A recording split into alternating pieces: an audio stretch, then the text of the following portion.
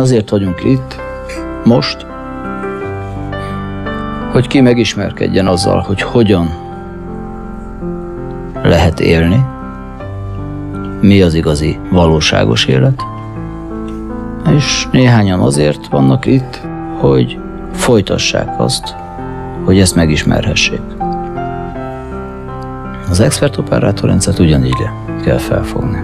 Fejlődünk, és te magad fejlődsz, te leszel más, neked lesz több információt a világról, neked lesz több lehetőséged, hogy a világról információt szerezhess. Így rájössz, hogy hol a helyed a világban, így tudod pozícionálni magad. És nem az alapján, amit tanultál, nem az alapján, ahonnan jöttél, nem az alapján, aki éppen most vagy,